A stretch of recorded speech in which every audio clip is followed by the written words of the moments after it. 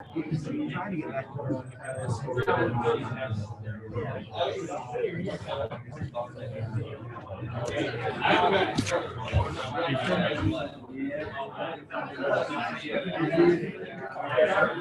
saying it looks really bad, so I'm gonna put it right here.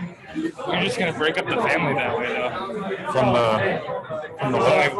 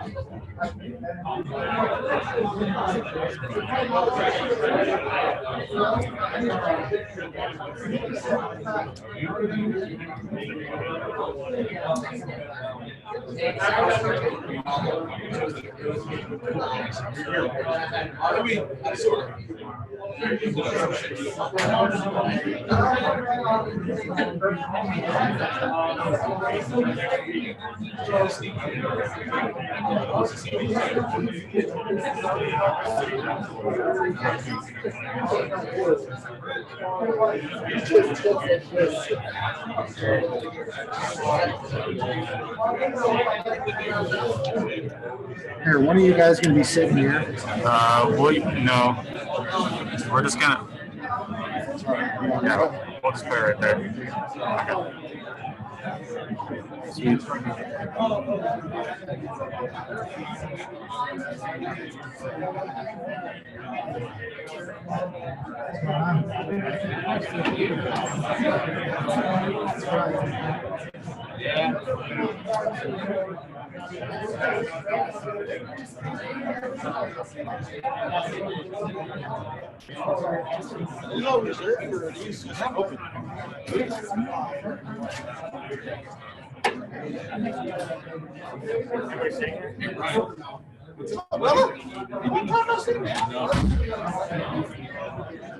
Okay.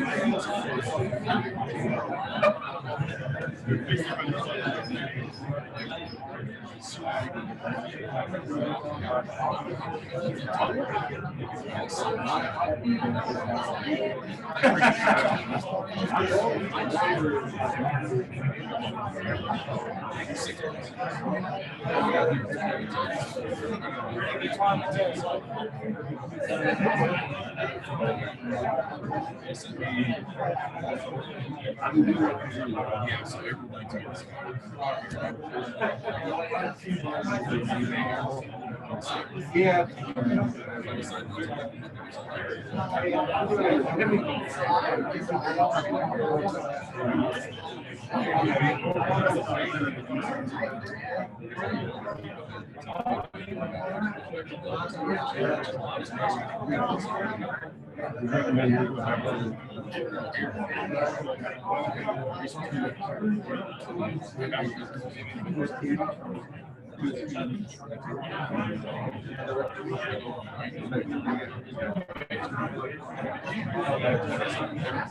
I like your shoes.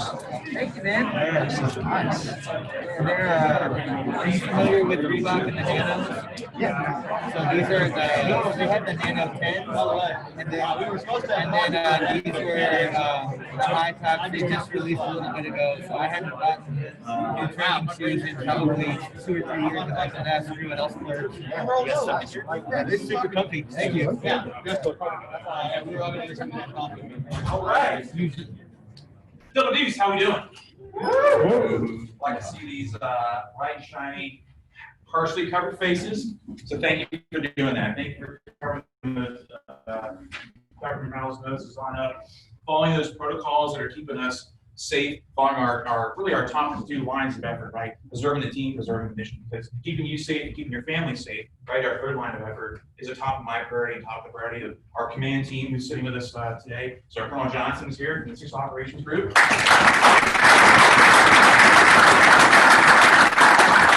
have his chief, is Chief C5 subject matter expert, Lieutenant Colonel Linton, and his family.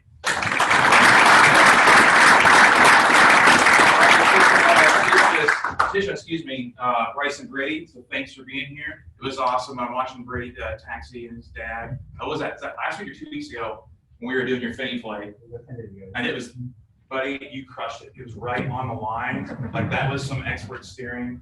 Hats off to you. I think you got a future C5 pilot in the making here in the Double Deuce. Okay. As I sat down past couple nights and then again this morning to start writing, my thoughts, my memories of Rich, peeling back into his history, right, and his career that he's had in this great Air Force, it kind of brought tears in my eyes. And you may ask yourself, well, why is that? I've known Lieutenant Colonel Linton for 3 years now, but as you have gone through this Air Force as I have, 16.5 years, and you kind of relive and put yourself in the shoes of the member that you've seen their career on paper, you can kind of put yourself there a little bit and watch the growth of the family, the marriage, the graduation from the Air Force Academy, and those different things that form those different chapters in your life book. And it creates just kind of like a joyous, bittersweet feeling that I had as I was writing it. So I will do my best to kind of convey those memories and those thoughts and really kind of what makes Lieutenant Colonel Linton tick to each and every one of you in this room. Because as every farewell and retirement that we do together, not just me, we have an opportunity to share in this legacy, to share in this book of memories and experiences, because it's a family and a team sport that we play in, right? And we talk about that legacy in a Double Deuce, and it's not about the plane we fly, it's about each and every one of you in this room and the team that we say goodbye to that sacrificed so much of their life and dedication to what we are and what we represent. So, the Double Deuce, thanks for being here. In previous farewells, retirements, you've heard me try and frame what success looks like. And it looks different to each and every one of us. Some of us, it looks like, 3 to 4 years, end of your enlisted tour, you move on, utilize your GI Bill to go do something different, and that's absolutely spot on. That's okay. To others, and I'll reference a couple references, and you can kind of figure out who I'm talking about. The past few we've done. The summits leaving after their tour, right? Leaving as an instructor loadmaster on upgrade to evaluator, going to college with a GI Bill to pursue a degree in sports medicine. To others, it's celebrating 23 years of service, leaving your 22nd as the most experienced evaluator flight engineer, and proposing to your girlfriend during the ceremony. Some of us remember that over in Hangar 809. And then embarking on an epic 2,000-mile motorcycle journey, touching the four corners of Conus, and then finishing that up with another equally epic vacation down in Argentina with your then fiance's family. Each of those 14 farewells, retirements we've done in the past 6 months just highlights those unique contributions that each and every muley has made here in the Double Deuce. And for Lieutenant Colonel Linton, his family, it's serving the higher calling. And it's 20 years of service and reflection of what was accomplished by him and his family, what was sacrificed to get really the C5 community where it is today. And we're going to peel back this onion and talk about it a little bit. So, as we rewind the clock, we go back to the 90s. 1996, June, Lieutenant Colonel Linton graduated high school in El Paso, Texas, and he accepted a scholarship to the Air Force Academy Preparatory School. So some of you in this room may not know what that is, but it's another preparatory school, one-year-long school at the Air Force Academy, not on Air Force Academy proper, where the hill is, where all the cadets are. This is a short 2-mile jog away across Pine Valley, where, believe it or not, that 1 year you serve there, you get active duty credit. And I believe it's staff sergeant pay minus all the deductions they take for what they think it costs to get your preparatory school, equipment and uniforms, et cetera, et cetera, et cetera. Just of course one portion because it's a U.S. military contract. But from there, and it's an awesome opportunity to go there for one, because it is a preparatory school, not just for college, but for the Air Force Academy. I mean, literally like 80% of your first year's courses are taught to you during that 1 year at the preparatory school. Did an amazing job there, because not everyone gets a nomination to the Air Force Academy from the preparatory school, but he did. So he earned that nomination, joined the class of 2001, 1997, served 4 years there, earned his degree in operations research, which some of you might not know what that is. So business management major here, you take that major, and then you combine it with economics, and you combine that with engineering, and you have operations research. So it is hands down one of the hardest degrees to walk away with in your hand when you walk across that stage, the Air Force Academy in June of 2000, actually it was May in 2001. So from there, he earned a coveted pilot training slot, went to the best pilot training base that at least I'll test to, Vance Air Force Base, right? Enid by the Sea in northern Oklahoma. From there, flew the T-37B Tweet. Who knows what that is? Okay, we all look the same, or maybe a little older. I remember that aircraft that excelled in converting jet fuel into noise. It was also probably one of the best historical pilot training mediums that we had in the history of our Air Force. And it's definitely the longest serving, about to be taken over by the T-38, I think, here soon before we retire that awesome aircraft. From there, that was class 0308, earned his top choice to fly the best aircraft in the Air Force inventory, right? The mighty C5.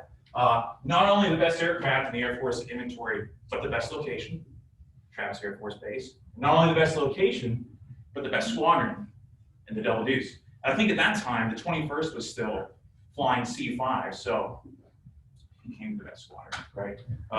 No offense to the B-liners, because we love our detailed partners. So from there, he excelled while at the Double Deuce. And many of you co-pilots in the room, you kind of know what success looks like on your first assignment because we talked about it, right? Whether it was with the chief pilot, with your commander, with your training flight commanders, or sections, depending on where you're assigned. So after being mission qualified as a co-pilot in 17 short months, 17, right? And looking at the co-pilots, we're going, wow, that's fast. And that was in the C5B model, which typically took a little bit longer to upgrade. Made his upgrade to aircraft commander, From there, he served in 4 to 5 different positions, including executive officer, supply, standabout, training, made his way to the heavy hitting positions around the squadron, culminating in leading as an instructor pilot first assignment, right? And we have a few of those, here in the Double Deuce, but I will attest that in the C5B, that was not the culture. It was definitely not the culture. You were looking at second assignment or third assignment after going to like ATC and kind of getting your feet wet and how to be an instructor in the air, and then coming back for a third assignment to be an instructor at a C5. So this is a testament to his airmanship acumen, right? His attention to detail, his ability to teach. And each one of my instructors in the room, it's not easy. It's not a sterile environment up there. When you get in the pattern and everything is kind of getting thrown at your way, the radios are busy, a KC-10 comes in the pattern, you weren't planning for it, blows everything up, right? It is not easy. It is very dynamic. And to those of us who know, Lieutenant Colonel Linton, he excels in that, in operating in the dynamic, right? And focusing on developing his other co-pilots, other instructors and aircraft commanders in that cockpit, both in the air and on the ground. One more thing that I want to highlight that was probably his best decision, other than selecting the C5 as his top choice after pilot training, is being married to Tisha here at Travis Air Force Base in 2004, correct? Best decision, 100%. So after that, the Air Force knew that they had a good thing. They didn't want to let go of that experience.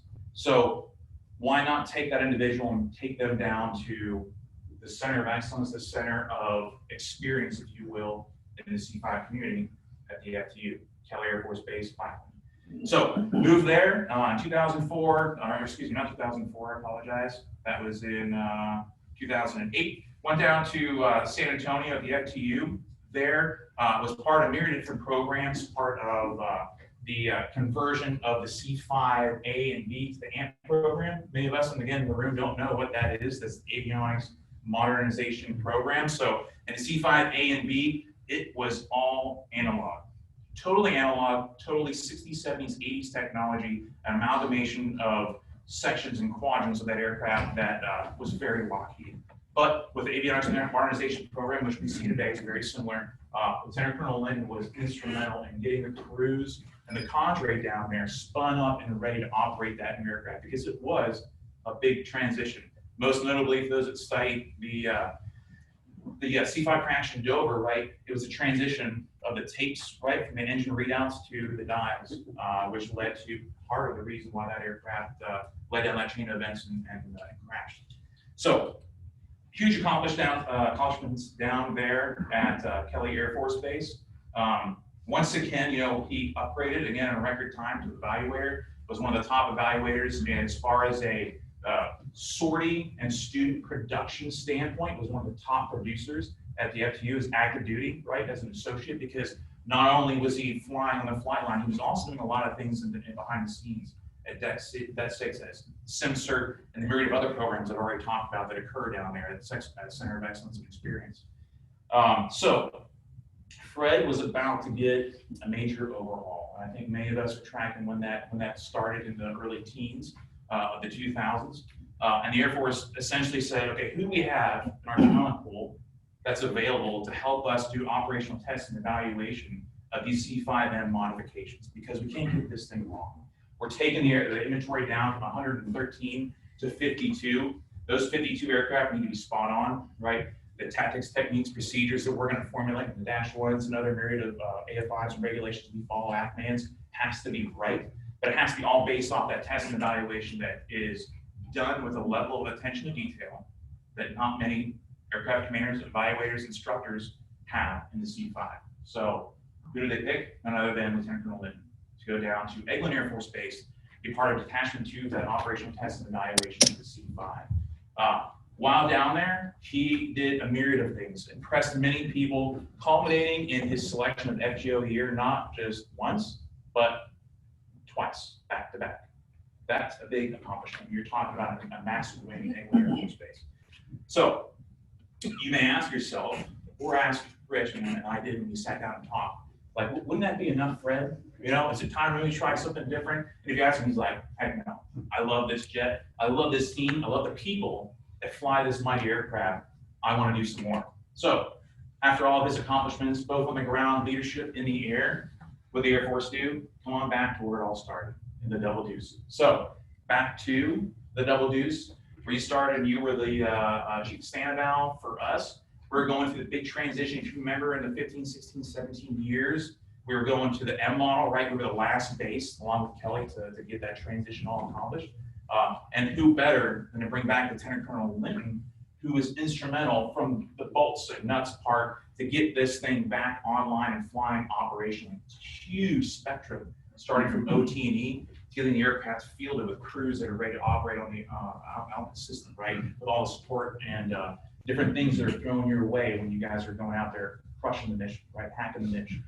So brought back chief standout, got all of our state innovation evaluation piece all just nice and tight back here in the 22nd, and then was selected to be the director of operations, Lieutenant Colonel Damon, now Colonel Damon, and then Lieutenant Colonel Pollock. So during that time period, many of us were here in the Double Deuce during that time. I didn't arrive until we did our transition and turnover.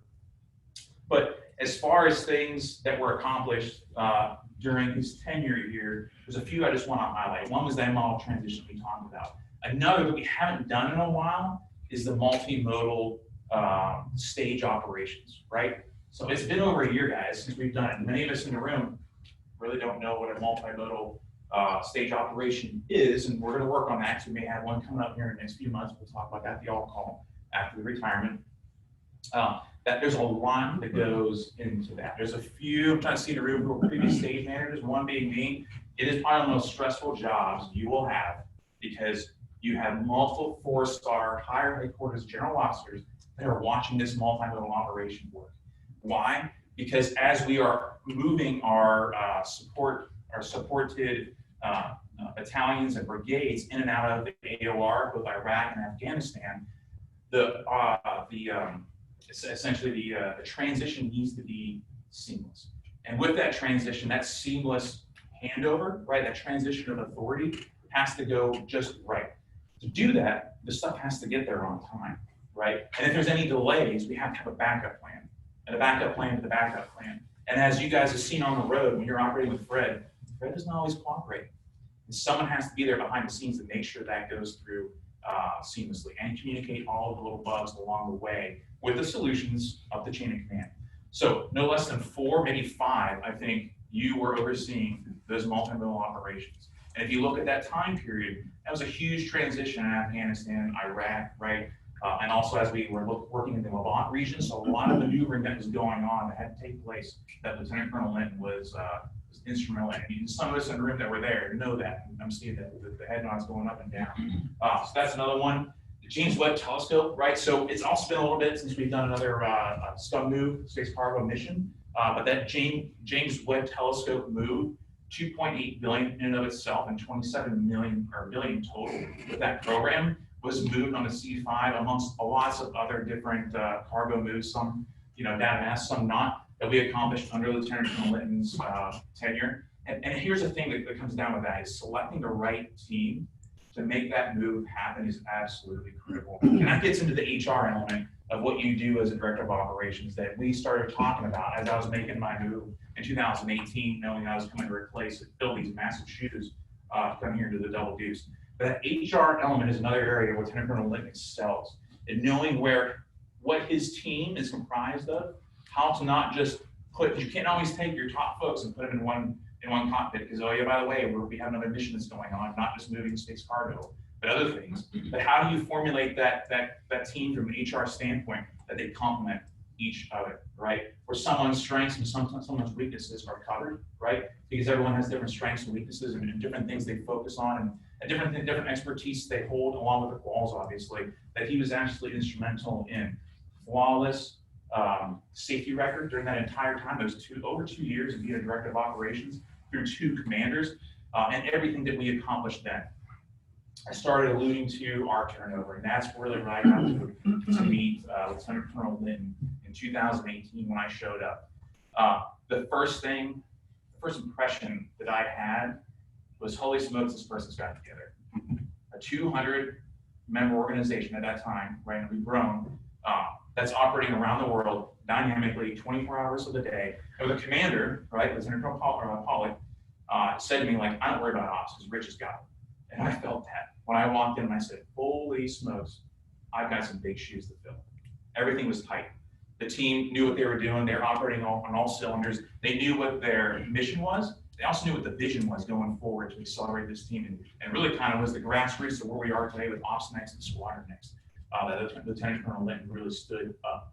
And I just want to thank you personally for that handover that you did. Oh yeah, by the way, he was moving on deployment for every 6 months that he volunteered for it, going to Salt Lake Service Point, his character. That turnover was instrumental, and I would have fallen flat on my face without that handover, without the continuity, the phone calls, where it was probably 11 at night at the chaos, you know, and it was 8 a.m. here. And I was like, sorry, Rich, I know I'm going to wake you up, but here's what's going on. What do you got for me? He's like, well, I would consider this. And you thought about that. Check this. I got some continuity saved for you. Any questions? I was like, no, that's awesome. I want to be you. and I strive to be that during my time as director of operations. But that continuity, and a lot of you are going to do your own turnover and continuity in your office, is so very important. And I'm just so thankful for that, because that enabled our team to reach the heights it's at today.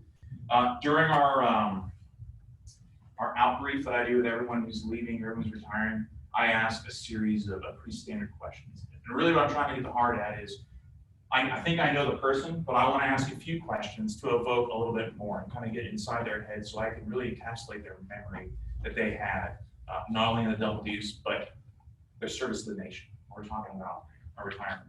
So it usually revolves around what's your favorite memory, or what's your one memory that you really want to kind of hang your hat on as an accomplishment. And we reflected a lot. We talked about good. It was probably over an hour that we sat in there and just shared a beverage, talked, reflected, laughed. You know, maybe there was a little tear here, there, a little liquid testosterone, just kind of thinking about all the memories. And his was really standing up and implementing the C5M schoolhouse. Because those of you that have been around and operated C5, what we have now is what our forefathers wish they had in the 60s, right? What this aircraft is. But it's more than just the jet, right? It's bringing the people up, raising the folks up to fly this amazing aircraft with the capabilities it has today. And everything that encapsulated that, and everything that Rich has done, all that deep dive that he accomplished with the C5 from its birth, you know, with the up to the M model transition, was absolutely critical. And when he said it, I was like, wrong on, 100%. Because you're really one of the forefathers of the C5 transition when it was brought into the modern age. And I thank you for that. What he was most proud of, and this kind of gets to the character and the traits of the individual a little bit, because it kind of looks at what makes them tick.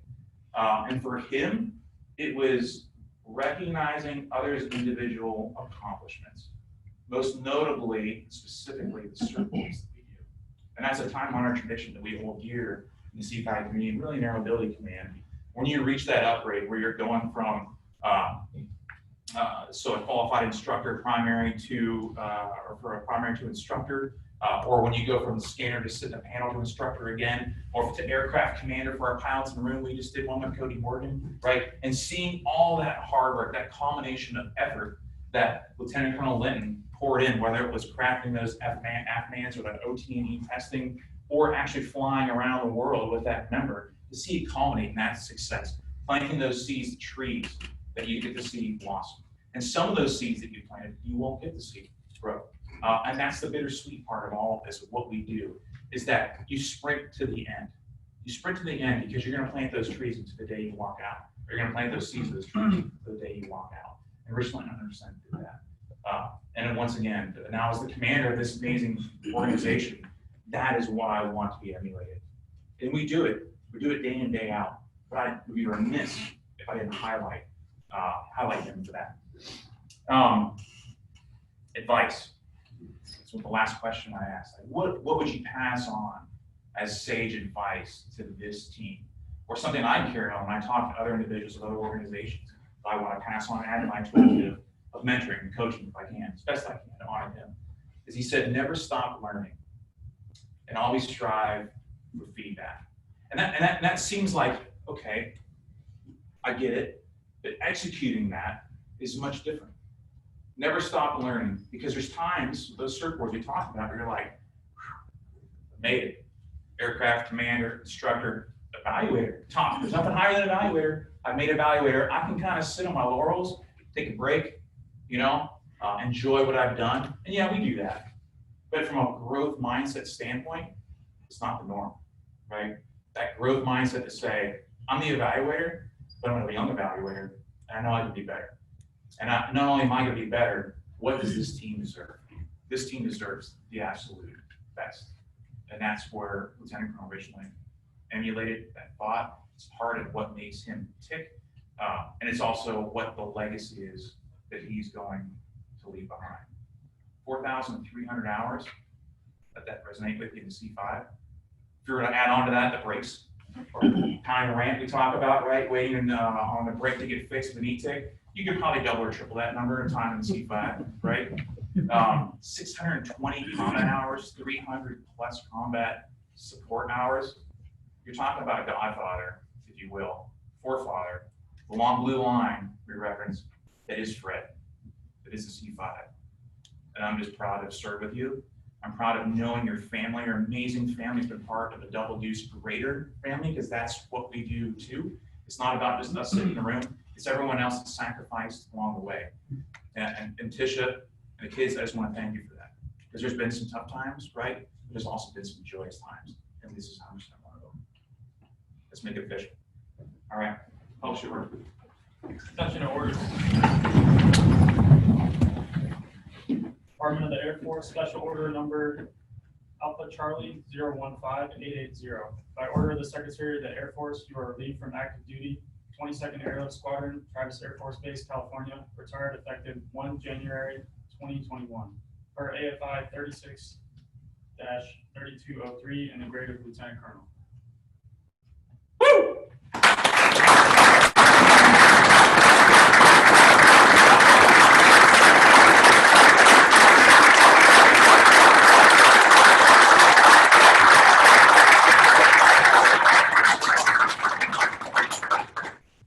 Ladies and gentlemen, please be seated. Now we will do the handing on of the retirement pins. The children. Yep. Isabella, Ray Rice. Yeah, just. Yep.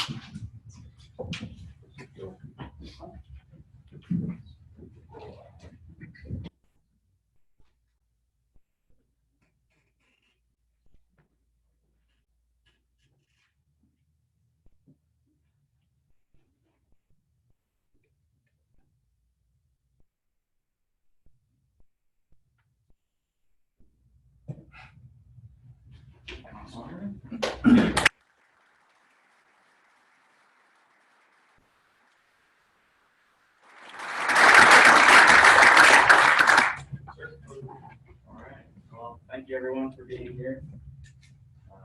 Hard to follow up with Uncle Brian for those awesome words. So thank you very much. Take this off a little bit. So first, thanks to all of you for being here. Sometimes it's hot here, right? We got other things in our mind that we're thinking of, but I do appreciate you taking the time to be here. For my family, because you're also my family too, my Air Force family, so I appreciate you coming out here. Thanks, Sir Colonel Johnson, for being here. Very wise mentor, very great leader. Take the time if you can to further your own education with talking with him. Just the nuggets of wisdom that he can provide to you are actually fantastic. So thank you for your mentorship, sir. Thanks, Brian, for first off for those awesome words. I appreciate it. He has always been very supportive of me and my family during our deployment and going back to OGB. So I definitely do appreciate it. Because he's supportive of me, I know he will also be very supportive of you. So please, please, please use him to pass along that mentorship and sage advice that he knows much better than I do. So I do appreciate it. So thank you. Thanks to the family, my personal family. It was back in 2004. Yeah, I did get married, but of course, I've known her for a long time, so she's been with me through this entire Air Force career. and of course all the little ones adding along the way. So I do thank you for your sacrifice and for your patience and for allowing me to do the things that the Air Force was asking me for. Just to give a little bit of time frame, if you add up all my deployments, I was gone from the family for over 2 years. Just kind of deployments. So that's not counting the ground times and the flying TDYs and all that. So that could easily be 3 to 4 years of the 16 to 18 that I've known them. So again, thank you very much. And this will be the last time that the military will call me away from you guys. Don't know what the next job might be, but thank you so much. It was a lot of missed birthdays and anniversaries and sacrifices. So I appreciate it because the support from them allowed me to support you guys. So thank you. Flying stats. I know you guys are tired of hearing about me, but just you mentioned the flying time. If you think about it, 4,400 hours. If you convert that to days, it's only 180 days. So it makes it sound weak, right? So I was only in the air for 6 months of my entire flying career, 6 months of actual flying time. So it makes it sound small, but it really is 4,400 hours. Not to mention the 1,000 hours or so of sim time that I had on there. So 5,300 hours of actually touching the airplane and doing stuff. If you want to count it all together. The oldest C5 jet, so I've been C5s for a long time, is 680212, which is there's only like 7 or so older models that I have not touched. Of all the C5s ever made, I flew on 71 of them, which is about 50 to 60% of the fleet. So that's the A models and B models and C models and M models. So flew more C5s now than they are air models. So it's pretty exciting to say that. My most favorite jets, surprisingly, 7044 and 7028. For some reason, I flew those the most, maybe because they're the best and the healthiest, but I had over 40 sorties on each of those guys. And speaking of sorties, total count was about over 820 sorties in this airplane, and that's just the flying part of it. But to your point, all that was flying portion of it. How much of it was actually ground time, the brakes and the resets and the jet swaps and the next day alerts. So a lot of time. So again, family dealt with that and I appreciate it. Gotta talk to my proudest moments. It's watching people learn. It's amazing. So you mentioned the surfboards. There's the culmination of, yeah, you passed your check ride, fantastic. But every sortie, there's something going on that is making them smarter, more efficient, or a light bulb goes off. And that's just the exciting part. Seeing them when that switch goes off and they're able to do what you're teaching them is a fantastic feeling. So instructors envy you because I'll miss that part of the job. Talked about the C5M transition. The thing I had to do with that, and it was a funny task because the A3 commander at the time said, "Hey, Rich, we can't have the schoolhouse at Kelly anymore because it was an A and B. They're not getting M's at this time. We need you to figure out where you're moving in." So he sent me TDY to Scott for 3 months, and nothing more than that kind of advice, and said, "Hey, go do it."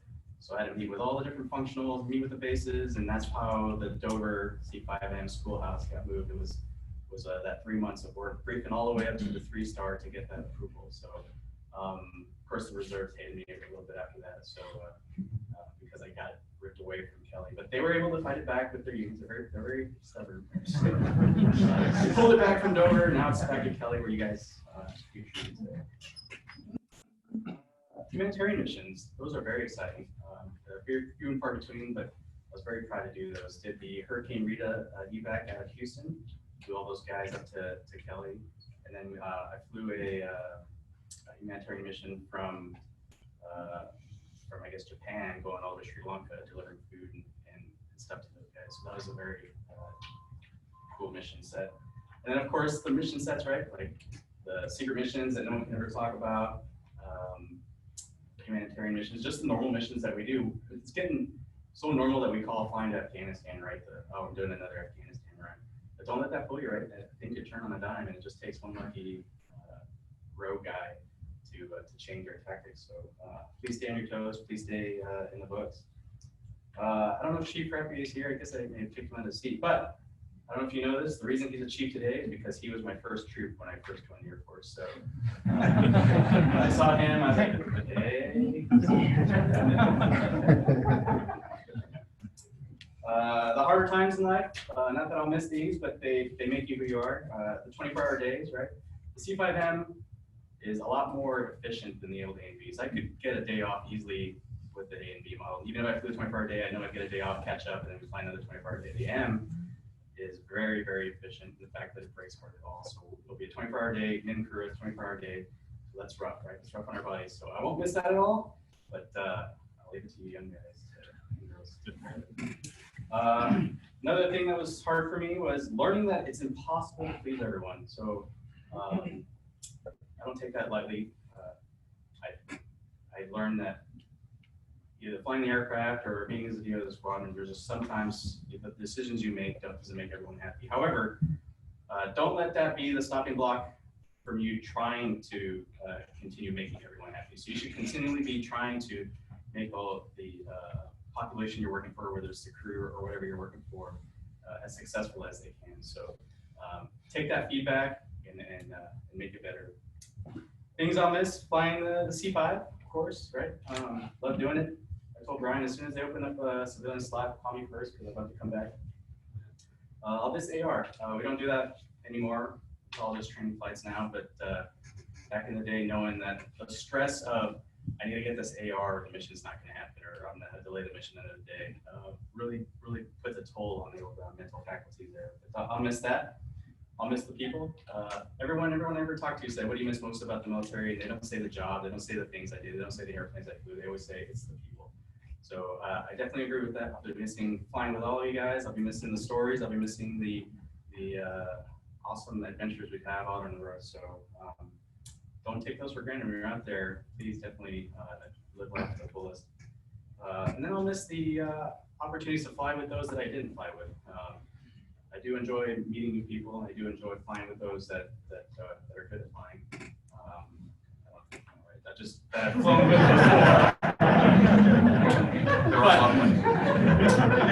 but I do enjoy flying with those that I don't. That's how you get to know the squadron, right? So that's where I met the most people in this squadron was out on the flight line. So I'm sad that I won't meet those that I don't know here today, but I know that you guys will get to know each other well, and that's what makes this squadron fantastic is the camaraderie and the love you guys have for each other. Some parting advice that I can give for you, and some of it's not original, but provide constructive feedback, as he was kind of saying. You can't fault a person if they don't know that they're messing up, or if you don't tell them how they're messing up. So please provide that person feedback, make it constructive. Just simply saying you suck is not constructive. So give them that feedback, let them have the opportunity to course correct. And then if they don't, then you can judge them if you're angry, but give them that opportunity. Flying stuff, read section 3. You shouldn't be surprised when the C5 throws an emergency at you. You should have already read the entire section, and it should be, oh, I've seen that before, I'm familiar with it, I know how to handle it, versus experiencing it for the first time. Oh, what does section 3 say? That shouldn't be the first time. So read it from front to back. It's a good read. Take your time. So 99%, speaking of emergencies, 99% of the things that happen in the Fred don't need to be rushed. They don't need to come on the ground. So take your time, relax. Go into holding, take the extra time. Just think of even the small things that you think is simple. Just take the time, slow it down. Make sure you do the checklist from beginning to end. Don't feel that you have to rush it to get on the ground. So slow it down, relax. And lastly, since I've been flying and been in the Air Force for so many years, things are always tough. There's always going to be a rogue actor. There's always going to be manning shortfalls in the squadron. Currently, right now, we're going through COVID, right? So anything can. So it could be COVID and maybe a rogue actor. So there's a lot of things that are putting stress on us, in addition to flying a multi-million-dollar airplane, putting it in harm's way, right? So the nation is always going to ask us first to take care of a problem, right? Whether it's moving cargo, moving people, moving whatever it is, we're their first go-to. So what I ask is take care of yourself. Take care of yourself physically, take care of yourself mentally. Take care of others. If you see that they need help, ask. look out for them. Look out for each other. And even if you think they're okay, check up on them. Send a quick text, say hi. Thinking of you. You know, you'd be surprised at how well people can hide how much they're hurting. So check up, follow up on them, and give a quick note. And then lastly, if you can't take care of yourself, there are other people who can help you. You've got your chaplains, you've got your mental health clinics, you've got your family, your friends. Reach out. They are there to help you. Plus, you've always got your chain of command and your supervisors who will want to help you, but if you don't feel comfortable, they can provide you in the right direction of what to do. This is a stressful job, so we need you 100% to take care of our family, to be able to save everything. So in summary, thanks again. I appreciate everyone's time. My door is always open, so please drop me a text, say hi, come on by.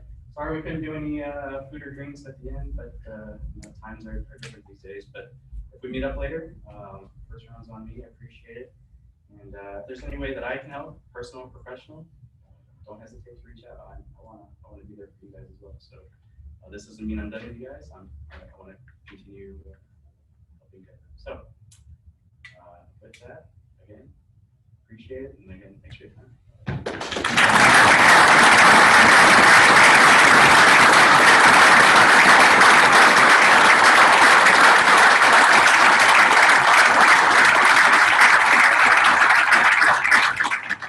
One last order of business, right here, is the ripping of the patch, the time-honored tradition that we have, the double deuce. So we know that those seeds of those trees have been planted and are living each and every one of us and out in this world today from Lieutenant Colonel Linton. We want to take that patch and put it at the top of our heritage room as a reminder for what he's done for the double deuce.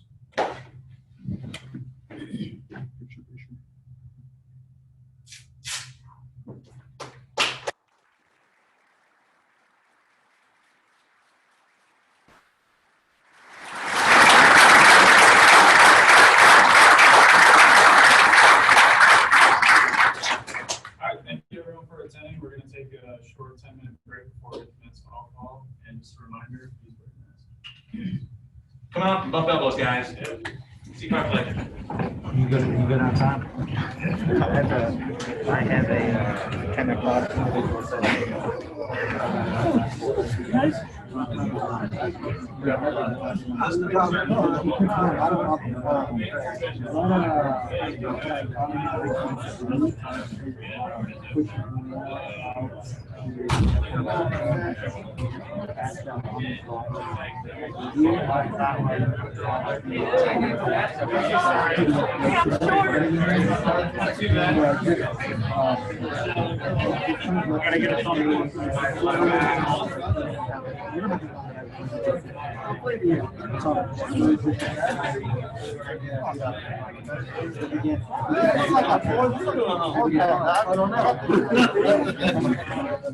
Okay, that's it? Yeah, absolutely. Yeah, we're trying to get you out to one of our heritage areas. Yeah. Those are fast, right? Those are fast. Yeah.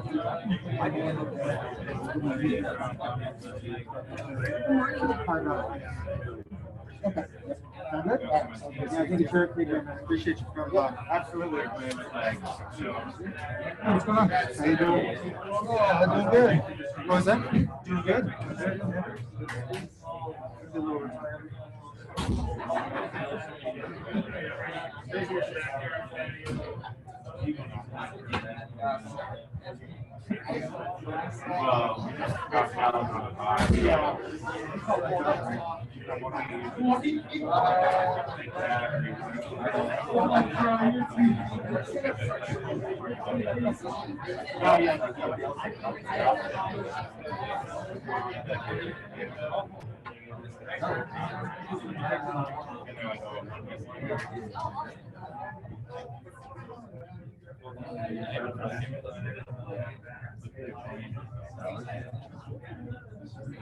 Congratulations, sir. I always drop whoever's playing on the table or down. I have the Ravens, I drafted the Ravens, so I was like, you got offense, so I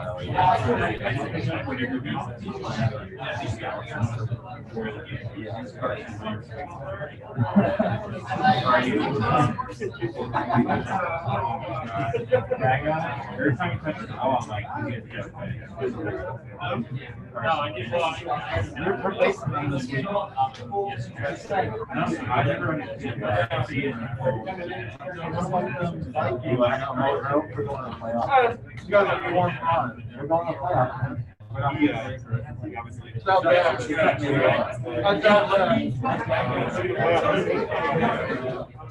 It's like, we call it 10% by playing Austin or like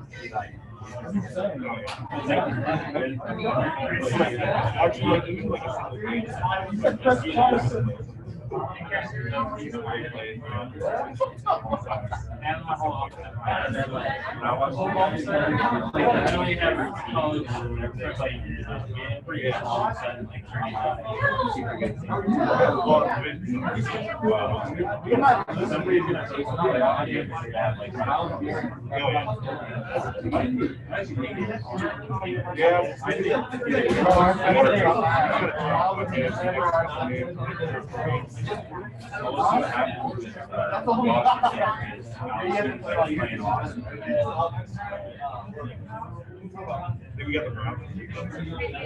Yeah. I can't believe you guys just trashed something like that.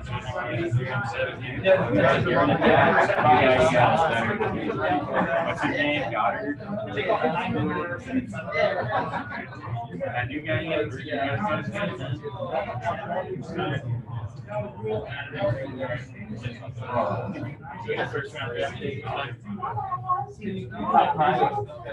We try to say, we need defense. Yeah. But I play your defense.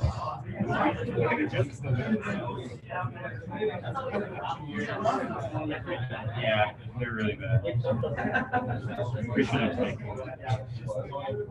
I would. For the Dolphins, for like that 2 years ago. And now they're I don't know where the top 10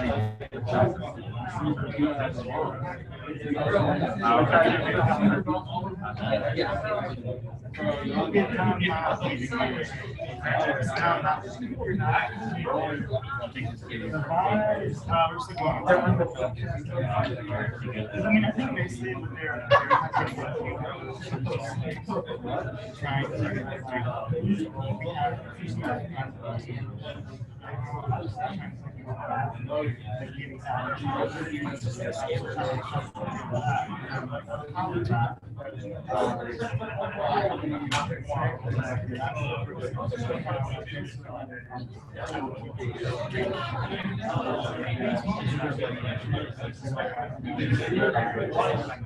That's gonna smell like something.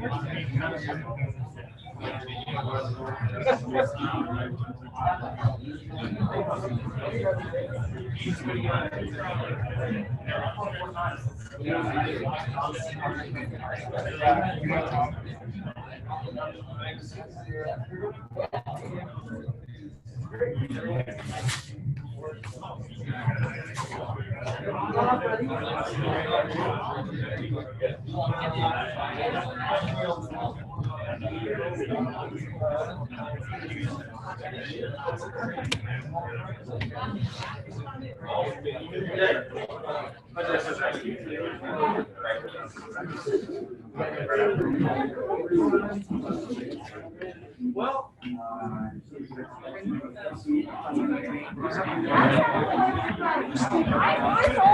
you did?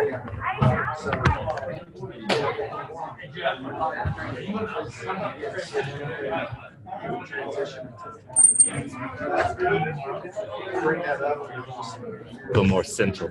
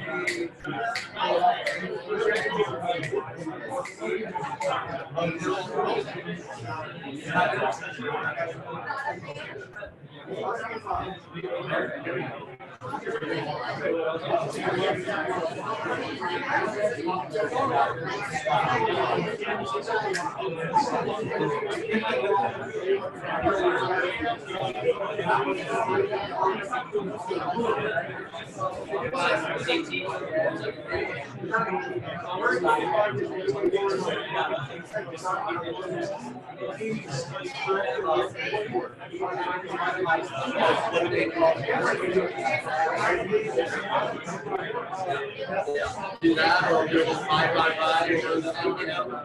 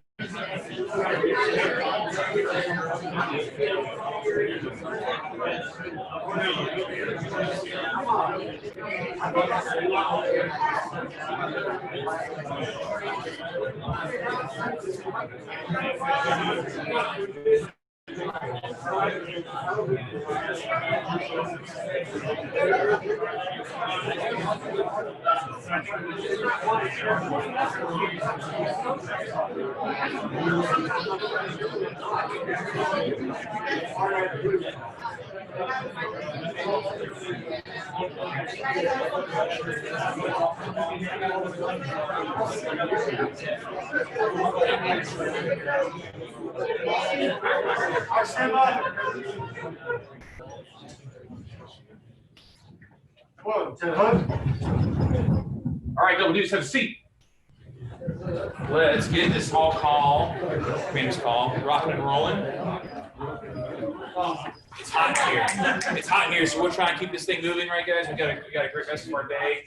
There's no burger burn, right? That's happening today, I don't think, or it is happening. Oh, we do have a burger burn. Okay, sorry, I misspoke. So I know y'all are looking forward to that. We got some CT and other things. Don't forget we have the memorial dedication to Master Sergeant McCarthy here at 222. So I expect everybody to be there, face coverings, the whole gamut, to honor him. Okay, let's start. Where's Justin at? Come on up here. It's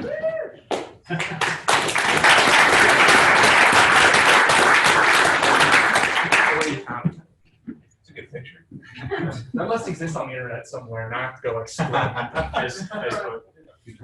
When you go to SEER, right? That's a good idea. Because when you go to SEER, they're going to grab this and be like, who do you think you are? You know, some kind of spec ops dude, and they're going to use it against you. So Justin Thompson was one of our first casuals, and arguably our lead casual as far as the amount of things that he was a part of here in the Double D's. From when we started working into COVID, how do we work together? Things still need to get done, like fitting flights, getting popcorn rocking and rolling for even our virtual heritage huddles, to taking care of families, getting them out to fitting flights, to our morale events, some of our first ones with the drive-in movie theater, right, that happened in September, to rolling in October with our Fall Fest, to getting ready potentially for our Thanksgiving potluck, which we didn't eventually get to do, and then the holiday party, which I'll talk about later. He's been with us every step of the way and has just poured his heart and soul into this squadron. Has gotten up in the air how many times? Three times. That's pretty darn good from a casual standpoint. There's not many casuals that go out there and get flights, especially on the best airlifter on the planet. I just wanted to recognize Justin, thank him for everything he has done for this team and how he's immersed himself in the Double D's and just made us better, made our family better. And I have no doubt that we've biased him a little bit to wanting to come back and fly this amazing aircraft. So on behalf of the Double D's, the coin of excellence from the commander, I just want to say thank you. Eric?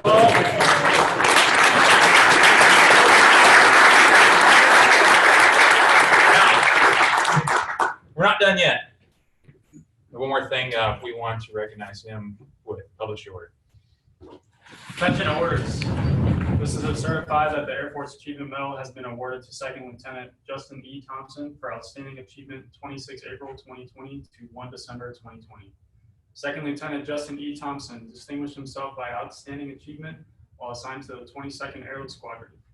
Lieutenant Thompson served as a key member of the Chief Pilot Office, assisting in the execution of a myriad of unit programs promoting morale, welfare, recreation, and mentorship for over 240 squadron members. He developed and presented an officer career briefing inspiring 124 Air Force Reserve Officer Training Corps cadets. Additionally, Lieutenant Thompson organized and served as a master of ceremonies for an enlisted promotion ceremony, flawlessly executing a time-honored tradition for 3 honorees and their families. Furthermore, he supported 25 heritage huddles and coordinated 4 finning flights, facilitating logistical and family support, preserving squadron legacy.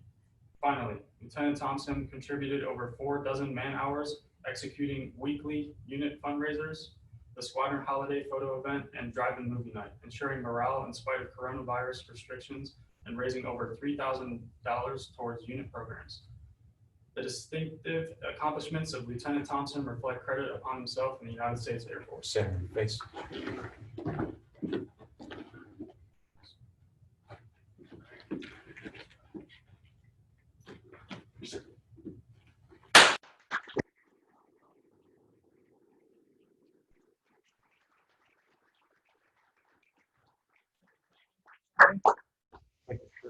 Christina's not here.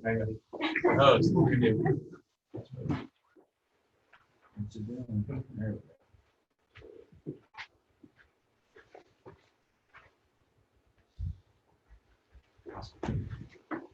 Just stop that.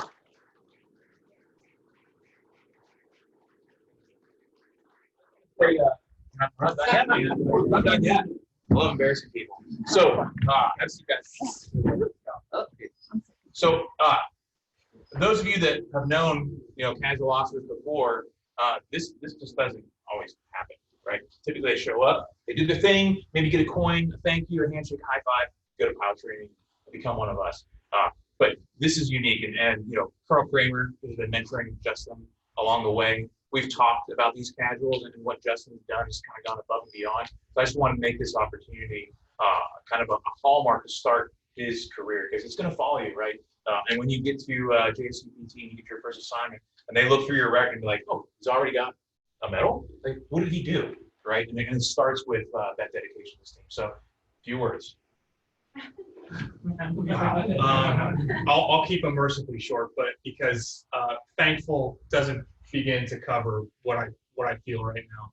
I was just telling Lieutenant Forley that I've got about a week left, and then I'm down to Laughlin, and it's just gone by so quick. When I got here, there was no telling how long it was going to be.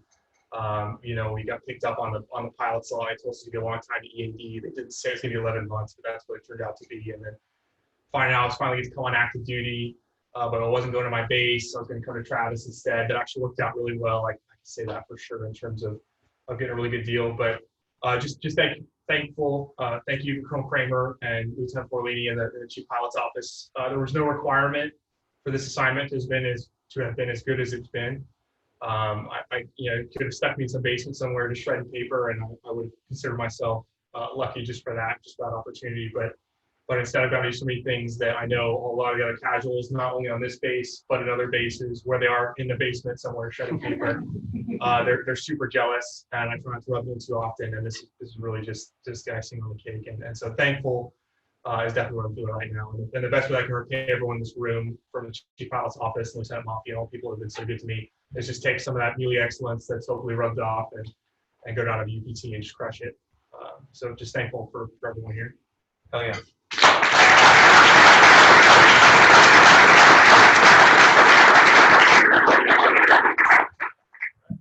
Sweet, we'll get rolling right along. So right after this, we have a joint STP training. I believe it's where's it going to be held? Okay, all right, sweet. There is a burger burn today. We were just told that a couple of minutes ago. And then we'll have Tim McCarthy's dedication ceremony and parade shuttle at 14:22. If you haven't already, we've been posting the Muley of the Year URL around. Just try and vote by 30 November.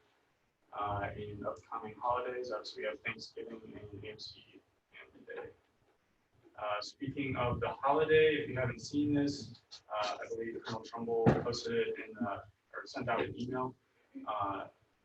We do have basically 3 4-day passes in a row. So that'll be awesome for the December holiday period. We just talk here real quick. Yeah. Okay, real fast, guys.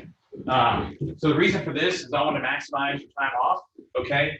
And then when we do have you back in the squadron, it's going to time it as such that if you're coming back from the 4-day pass, it's like a late show, right? So when you go back and email search Trumbull in your email and you'll find it, you'll see it'll be a late show when you come back from the pass. And when you get ready to go on a pass, it's an early show and early release, okay? So I'm really kind of laying out in the line for you guys to go have a lot of time off and not have to spend leave. All I ask from you is that you do show up for accountability, right? So I can see your bright and shiny, partially covered faces. But I also want you guys to be careful, okay? Because the fastest thing to end this, right? Colonel Pollock started 2 years ago to kind of really give the max time, is that if someone does something silly or dumb and didn't have a plan and made a wrong choice, right? Made a bad choice. And now we all have to wear diapers. If you're new to that term, ask an older person in your shop. So that's that. Any questions on this? Okay, thanks guys. Thanks, sir. And one last plug for Yuli hoodies and all the stuff being broadcasted by Booster Club. Today is the last day to pre-order. They have some pretty cool stuff out there. Just some more slides. Definitely gonna buy myself some socks. Cool. So Hacking the Mish. There's nobody on the road right now, but definitely expect some more. Exactly. Definitely expect some more in the future. I'm certain you want to talk to the OST that just got back. Yes, I'm sorry. I was just thinking about everybody who's at home right now, wrong, and enjoying a little bit of time and before the comments. Okay, so we had an OST go out. It was so we had Captain Hosa as the AC and Web as well. So this is, we do a lot of really cool OSTs, right? This one is of note because of one who recognized the goodness we're doing. So First Corps, many people are like First Corps, what the hell is that? Is that like is that the Army Marines? Like it is the Army, okay? First Corps is a 3-star level command. This is their regimental flag, their historical flag from the First Corps. So a long lineage of history. I won't get into all that. But Lieutenant General George reached out and just wanted to thank the Double D specifically for how we integrated and helped move their aviation brigades, wanted to maneuver arms within the Corps. So of course, 3-star level. We're talking as far as troops, there's probably 18 brigades, 17, 18 brigades in there. Each brigade is probably 5,000 to 10,000 troops. We're talking a 3-star who's in charge of tens of thousands of troops. Okay, big deal. Okay, whenever you go to war, Corps commanders are the ones that are leveraging all their forces to go to war in NATO war. So he just wanted to reach out. When I got that email, I was like, holy, that's weird. You know what I mean? Like, thanks, boss. You know, thanks, sir, for recognizing us. So I just want to thank that team. We had the list of crew. I didn't get a chance to grab it. Who was on that one, but ACs, Hinojosa, other officers, Webb, someone else was on that OSC, can you remind me? 2.2 seconds, sir. All right, here we go. Hinojosa, Webb, Major Archer, Lieutenant Williamson, Eckies were Williams, Carlson. Loads were Hahn, Safo, Green, Castillo, and Talavera.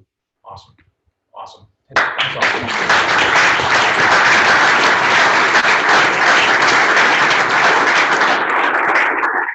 One takeaway I had, I've gone the past few days at OG offsite down in Susan, we didn't go very far, but it's still really, really good, is remind myself to thank you guys as often as I can and kind of create those memories up here. So there was another OST that just got back, what was it, 6 days ago now? Also did some amazing work. We're going to talk about that, I think, on Wednesday coming up when Major Fernandez is going to run the final wall call for you guys to kick out the door for Thanksgiving. So great work, Jim. Sweet. Yes, sir. Is Cardenas around? This one for supply, we still have some winter gear to issue out. We're gonna come by to get with us. Senior Keys on leave, so get with Aaron Moses instead. It's just for fitting, and if you have 9 years, we can get you what you need this winter test coming up. Thank you. Sweet. Thank you. For sure. All right, good morning, Double Deuce. Good to see you guys. Hey, so what's been the big flavor in the news recently, right? COVID-19, going back to purple counties, restrictions, curfews, everything like that. I know there's a lot of questions out there, right? I'm not going to steal Boss's thunder because I know he's going to speak to this too. But just, one big thing, from a first sergeant's perspective, just from a human perspective, right? It's going to come with a lot more, hanging out indoors again, a lot more isolation. And humans, we naturally like structure. I know you guys as flyers have kind of adapted to, maybe not having as much structure as a normal person, but, and you guys kill that, by the way. And, that comes with belongingness and comfort, right? And just having, someone to talk to, having company around, good people. Obviously the posture that we're under every day is changing. It'll probably change again in the near future. We shall see. I'm still waiting on guidance on that. But just the one thing that I ask, right, is that you have that one person, right? Remember your airman, remember your wingman. Have that one person that you can confide in, that one person that you can talk to, person you feel comfortable talking to. Because, that's huge. Whether it's your mother, your wife, a friend, mentor, somebody, right? Mine's my wife. I go home, I don't really vent to her about work, but, I got things going on, just like everyone else does. She listens and, she gives me that hard honest feedback too. And that's why I love her. So, but yeah, just make sure you have that person. With that being said, we were supposed to have Mr. Steve Morrow here this morning with us, our MFLAC. He did have to run out though on something, but he will be joining us for a heritage call here in the next couple of weeks, hopefully. But here is his info. If you guys need it, I'm going to go ahead and throw it out on Slack too, and I'm going to get it over email. But like I said, I'd like to get Steve, in the unit, get him some FaceTime with everybody, just so, if you require counseling or you want, to pursue his services, it's not going to be the first time you see his face. He's a great guy. And yeah, so everyone just have a safe weekend. Holidays right around the corner. So if you guys need anything, I always got the phone. All right. Take care.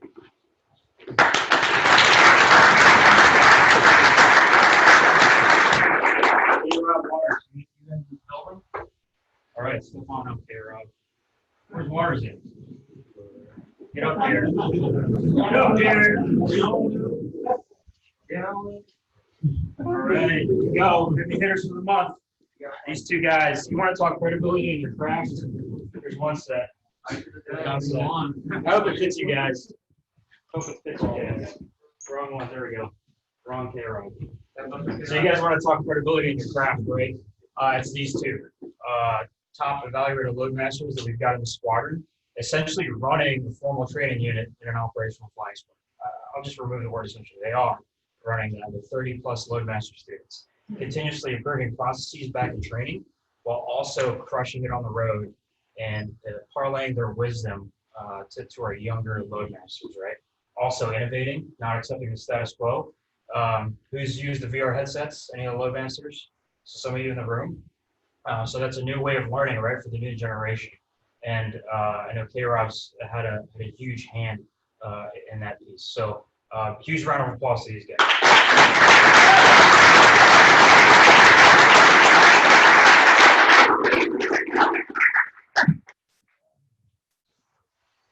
Who flew on the exercise or tried to fly Monday and anybody fly Wednesday? Thanks to you guys, right? So you see the exercise stuff on the board, and it's rare that anybody really wants to volunteer for that kind of stuff, right? What that does is helps us identify some of our weaknesses, some of the potential holes we may have in our training, so that our training shop can get after those things. And thanks to Stanabel, thanks to the DS team for working all the nonsense admin that fed into that exercise. I really appreciate you guys. I'm going to talk about currency just real quick. Who got my email about end of year currencies? Everybody's hand should go up. Okay, training, we'll talk to that here in a bit. That's all I've got. Have a safe and fun weekend. Right.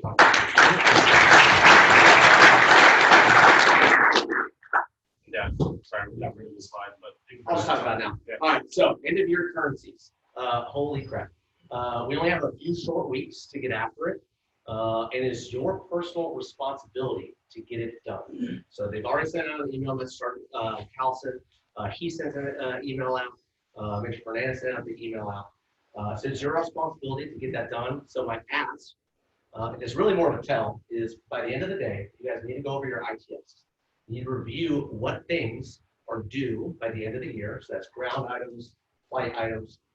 Get with your supervisor if you have any questions on how to read an ITS, especially for the newbies in the room.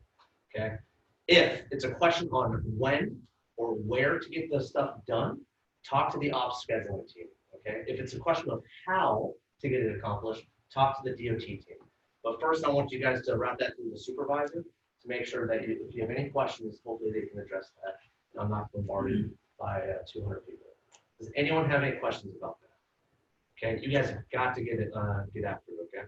we're sitting behind on the launch stuff. So, any questions right now for the group? Paul, do you want to say something? Yep, so I was able to go to the offsite with Colonel Trumbull yesterday. It was a good leadership opportunity, right, learning opportunity.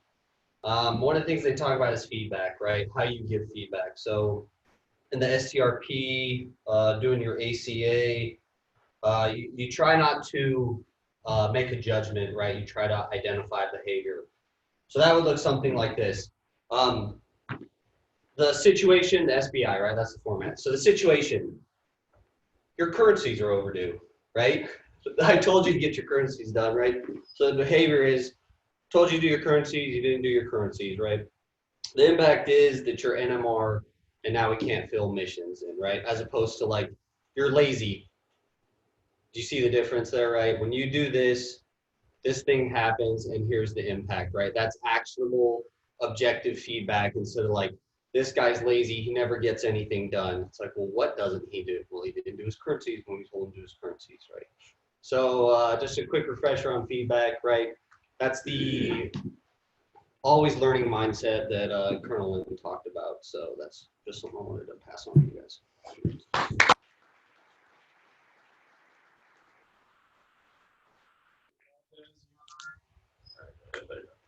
We're gonna start with the safety video. We're gonna turn off Zoom. Sorry, Zoom people.